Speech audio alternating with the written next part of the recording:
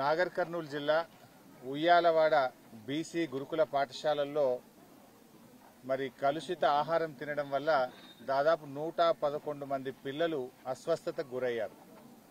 ఇందులో 80 మంది పిల్లల్ని నాగర్ కర్నూలు ప్రభుత్వ మెడికల్ కాలేజీలో చేర్పించడం జరిగింది. ముఖ్యంగా ఇలాంటి సంఘటనలు జరగడం చాలా బాధాకరం, దురదృష్టకరం. ప్రభుత్వం చేతగానితనం వల్ల, రాష్ట్ర ప్రభుత్వ నిర్లక్ష్యం వల్ల ఇటువంటి సంఘటనలు జరుగుతూ ఉన్నాయి. నేను ఇందాక ఒక అమ్మాయిని ఇక్కడ చెట్టు కింద మీరు చూసుంటారు, ఆసుపత్రిలో పిల్లలు చేరారని మా స్థానిక మాజీ ఎమ్మెల్యే మర్రి జనార్దన్ రెడ్డి గారు ఇలా సంఘటన జరిగింది రండి అంటే నేను ఇక్కడికి రావడం జరిగింది. మేము వస్తున్న విషయం తెలుసుకొని పిల్లల్ని హడావిడిగా కడుపు ఇంకా నొస్తుంది మాకు తగ్గలేదు అంటుంటే కూడా వాళ్ళందరినీ అమ్మఒడి వాహనాలు, ముఖ్యంగా గర్భిణీ స్త్రీలను బాలింతల్ని తీసుకుపోయే అమ్మఒడి వాహనాల్లో పోలీసులను పెట్టి పిల్లల్ని హడావిడిగా తీసుకొచ్చి మళ్లీ హాస్టల్లో చేర్పించారు. ఇక్కడ మీరు చూశారు చెట్టు కింద అమ్మాయికి క్యాండిలా కూడా తీయలేదు. యాక్చువల్లీ ఎప్పుడు తీస్తాము, పేషెంట్ మంచిగా అయినాక ఆ క్యాండిలా తీసేసి స్టేబుల్ అయినాక ఇంటికి పంపిస్తారు జనరల్గా. అంటే మేము వస్తున్నామని చెప్పి అమ్మాయికి క్యాండిలా కూడా తీయకుండా హడావిడిగా తెచ్చి ఇక్కడ చెట్టు కింద కుర్చీలో కూర్చోబెట్టి తీస్తా ఉన్నారు. ఎందుకంత భయము అంటున్నా, ఎందుకు దాచిపెట్టే ప్రయత్నం చేస్తున్నారు అంటున్నా. దాచిపెట్టడం ద్వారా కాదు కదా, సమస్యను పరిష్కారం చేయండి, పిల్లలకు మంచి భోజనం పెట్టండి. ప్రతిపక్ష నాయకులు వస్తున్నారనో, ప్రతిపక్ష శాసనసభ్యులు వస్తున్నారనో పిల్లల్ని దాచిపెట్టడమో, ఆసుపత్రి నుంచి పోలీసు వాళ్ళని పెట్టి హడావిడిగా తెచ్చి హాస్టల్లో పంపించడం కాదు కదా చేయాల్సింది. ఇలా ఈ రాష్ట్రంలో ఎక్కడ చూసినా ఇదే సంఘటనలు జరుగుతూ ఉన్నాయి. ఇదే నాగర్ కర్నూలు జిల్లాలో నిన్నగాక మొన్న పెద్ద కొత్తపల్లి హాస్టల్లో మరి విషపూరితమైన ఆహారం తిని పిల్లలు ఆసుపత్రి పాలయ్యారు. జగిత్యాలలో 2 రోజుల క్రితం ఆసుపత్రి పాలయ్యారు. భద్రాద్రి కొత్తగూడెం జిల్లాలో ఆసుపత్రి పాలయ్యారు. హుజూరాబాద్ లో బీసీ గురుకుల పాఠశాల పిల్లల్ని ఎలుకలు కొరికిన పిల్లలు ఆసుపత్రుల పాలయ్యారు. అంటే ఏంది, అన్నం పెట్టలేరు, ఎలుకలు కొరికేటట్టు పరిస్థితుల్లో పిల్లల్ని మీరు ఉంచదలుచుకున్నారా? రోజు అంటే ఏ రోజు పేపర్ చూసినా టీవీ చూసినా ఏదో ఒక చోట రాష్ట్రంలో కలుషిత ఆహారం తిని ఆసుపత్రి పాలైన పిల్లలు, ఎలుకలు కొరికి ఆసుపత్రుల పాలైన పిల్లలు, చనిపోయిన పిల్లలు అని చెప్పి మనం చూస్తా ఉన్నాం. 20 నెలల రేవంత్ రెడ్డి ప్రభుత్వ హయాంలో 100 మంది గురుకుల పిల్లలు చనిపోయారు. ఏం రేవంత్ రెడ్డి, నీ గుండె అంత రాతి గుండెనైంది? ఇంకెంతమంది చచ్చిపోతే నీ గుండె గరుగుతుంది అని నేను అడుగుతా ఉన్నా. 100 మంది పిల్లలు చనిపోయినా నీ గుండె గరగదా? ఈ పిల్లల గురించి నువ్వు పట్టించుకోవా? భావి భారత పౌరులైన ఈ పిల్లల భవిష్యత్తు మీద నీ ప్రభుత్వానికి ఉన్న చిత్తశుద్ది ఇదేనా? 3 లక్షల కోట్ల బడ్జెట్ ఉన్న ఈ రాష్ట్రంలో ఈ ఎస్సీ ఎస్టీ బీసీ పిల్లలకు కడుపు నిండా అన్నం పెట్టడం నీకు చేత కాదా? గత సంవత్సరం కూడా ఇట్లే జరిగింది. బీఆర్ఎస్ పార్టీ గురుకుల బాట బట్టి ప్రభుత్వం మీద ఒత్తిడి పెంచింది. అసెంబ్లీలో మేము మాట్లాడాం.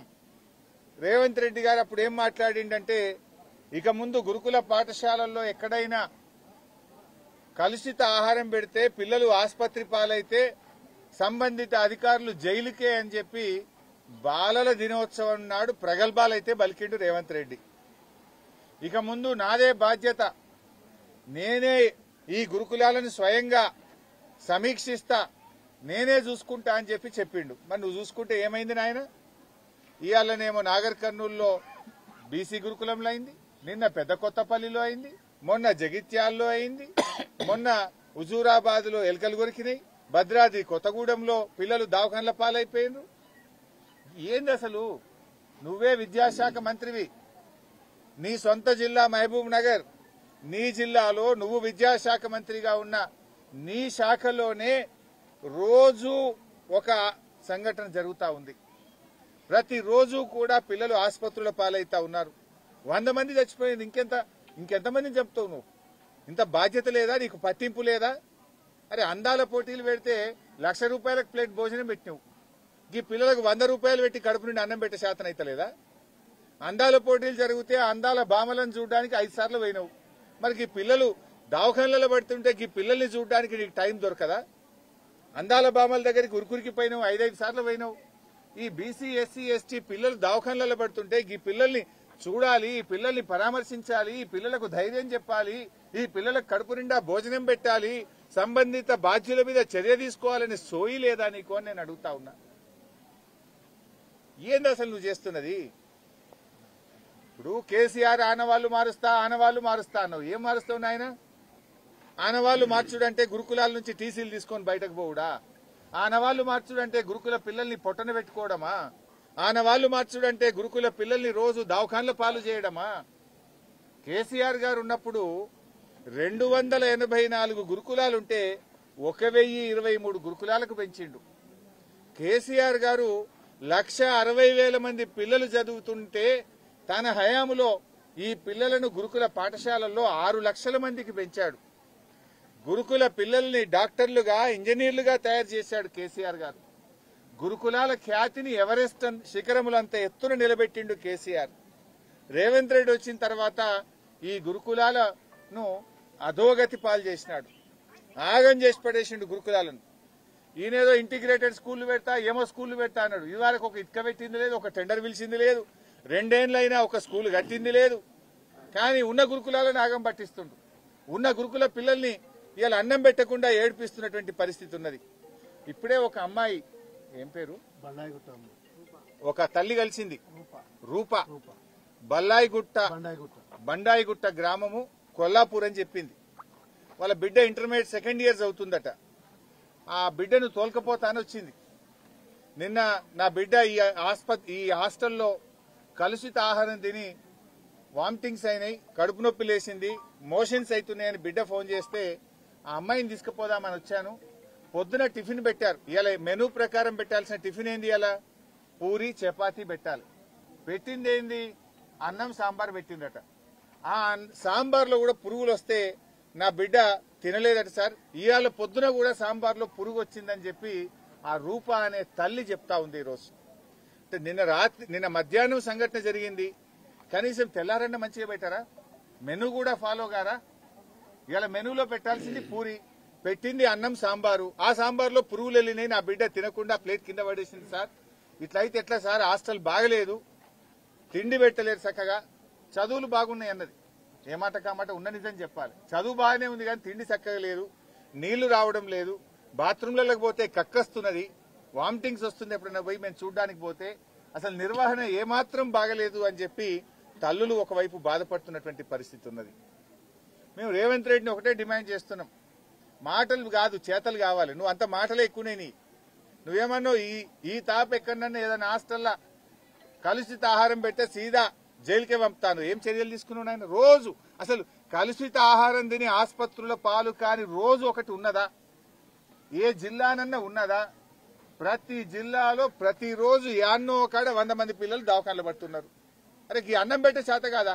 అంటే అధికారులు నీ మాట వింటలేరా? లేదా నీకే పిల్లలంటే పట్టి లేదా? ఏంది?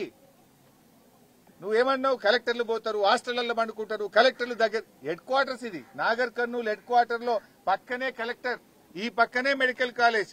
ఇక్కడ 111 మంది పిల్లలు ఆసుపత్రి పాలైనరు. ఇది పూర్తిగా నిర్లక్ష్యం. కేసీఆర్ ఆనవాళ్లు మారుస్తా అనే పేరు మీద కేసీఆర్ పెట్టిన గురుకులాలను ఆగం పట్టించే కార్యక్రమం చేస్తున్నాం. గురుకులాలను ఆగం పట్టడం అంటే 6 లక్షల మంది పిల్లల భవిష్యత్తును ఆగం పట్టడం. ఈ పిల్లల జీవితాలతో నువ్వు చెలగాటమాడుతున్నావు. ఈ పిల్లలు కడుపు నిండా తిని బాగా చదువుకునేటువంటి యుక్త వయసులో ఉండేటువంటి పిల్లల్ని నువ్వు ఆగం పట్టిస్తున్నావు. ఇవాళ ఈ హాస్టల్లో కూడా అంతా ఇంటర్మీడియట్ పిల్లలు, intermediate 1st year 2nd year పిల్లలే 111 మంది ఈ కాలేజీలో, ఈ హాస్టల్లో ఇవాళ కలుషిత ఆహారం వల్ల వాంతులు, విరేచనాలు, జ్వరంతో, కడుపు నొప్పితో బాధపడతా ఉన్నారు. Is it the way handling the things? ఇప్పటికైనా మేము ప్రభుత్వాన్ని హెచ్చరిస్తా ఉన్నాం, సీరియస్ గా తీసుకోండి, పిల్లల భవిష్యత్తుతో చెలగాటమాడకండి. లేదంటే బీఆర్ఎస్ పార్టీ ప్రధాన ప్రతిపక్షంగా చూస్తూ ఊరుకోదు. ఎంత దూరమైనా నీ ప్రభుత్వం మీద పోరాడతాం. నువ్వు అసెంబ్లీ పెట్టమంటే నీకు భయం అవుతుంది, అసెంబ్లీ పెట్టే చేతనైతలేదు. 5 నెలలు అయిపోయింది, ఇంకా అసెంబ్లీ పెట్టలేవు నువ్వు. ఆ ప్రత్యక్ష పోరాటానికి మేము శ్రీకారం చుడతాం. మళ్లీ గురుకుల బాట పట్టాల్సి వస్తుంది. నేను ముఖ్యంగా హ్యూమన్ రైట్స్ కమిషన్ కూడా కోరుతా ఉన్నా, మీరు సుమోటోగా ఈ కేసును టేకప్ చేయండి. రాష్ట్రంలో మీరు ఏ పేపర్ చూసినా, ఏ టీవీ చూసినా ప్రతిరోజు పిల్లలు దవాఖానల పాలవుతున్నారు. హ్యూమన్ రైట్స్ కమిషన్ గాని, నేను రాష్ట్ర హైకోర్టు ప్రధాన న్యాయమూర్తి గారిని 2 చేతులు జోడించి అభ్యర్థిస్తా ఉన్నాను. దయచేసి సుమోటో కేసు టేకప్ చేయండి. ఈ ప్రభుత్వానికి మొట్టికాయలు వేయండి. ఈ ప్రభుత్వానికి డైరెక్షన్ ఇవ్వండి.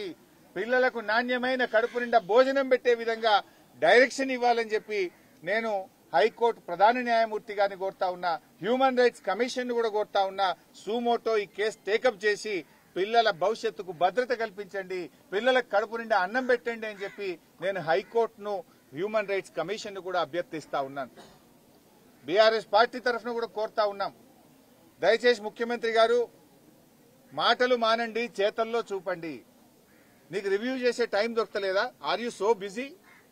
50 సార్లు ఢిల్లీకి పోయి నువ్వు ఎక్కే విమానం, దిగే విమానం, ఎక్కడు దిగుడే తప్ప ఈ పిల్లల గురించి ఆలోచించావా? అంత బిజీ ఉన్నావా నువ్వు? 50 సార్లు ఢిల్లీ పోయేస్తున్నావు, సోనియా గాంధీ, రాహుల్ గాంధీ అనుకుంటే తిరుగుతున్నావు. మరి ఈ పిల్లల గురించి ఎందుకు ఆలోచించవు? ఈ పిల్లల గురించి ఎందుకు రివ్యూ చేయవు? అంత సమయం నీకు చిక్కడం లేదా? సో వెంటనే రివ్యూ చేయండి. ఇది నేను మాట్లాడుతున్న ఒక నాగర్ కర్నూలు కోసం కాదు. ఈ రాష్ట్రంలో అన్ని గురుకులాల్లో పిల్లలకు నాణ్యమైన భోజనం పెట్టండి. చాలా చోట్ల పిల్లలకు కాస్మోటిక్ ఛార్జెస్ రాలేదు. బీసీ హాస్టళ్లలో బెడ్షీట్స్ రాలేదు. పిల్లలకు ఇంకా కూడా చాలా చోట్ల ట్రంక్ బాక్సులు గాని, ఈవెన్ బట్టలు కూడా చాలా కొన్ని హాస్టళ్లలో రాలేదు. ఇలా ప్రభుత్వ పాఠశాలల్లో నీ హయాంలో విద్యార్థుల సంఖ్య తగ్గుముఖం పట్టింది.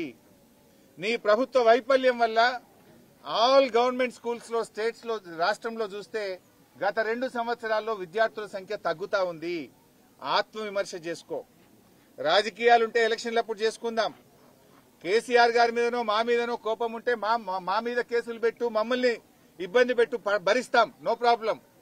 కానీ ఆనవాళ్లు మార్చే పేరిట తెలంగాణ తల్లిని మారుస్తా, తెలంగాణ చిహ్నంలో కాకతీయ తోరణం తీస్తా, కేసీఆర్ పెట్టిన గురుకులాలను ఆగం చేస్తా, కేసీఆర్ నిర్మించినటువంటి ఆసుపత్రులను ఆగం చేస్తా, కేసీఆర్ కిట్టు బంద్ పెడతా, బతుకమ్మ చీరలు బంద్ పెడతా. ఇదేం పిచ్చి పని, తుగ్లక్ పనులు. State is first. ప్రజలు ముఖ్యం. ప్రజల కోసం ఆలోచించు, పిల్లల కోసం ఆలోచించు.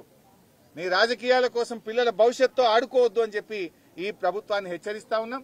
తక్షణమే రివ్యూ చేసి రాష్ట్ర వ్యాప్తంగా ఇటువంటి సంఘటనలు జరగకుండా చర్యలు తీసుకోవాలని ప్రభుత్వాన్ని డిమాండ్ చేస్తున్నాం.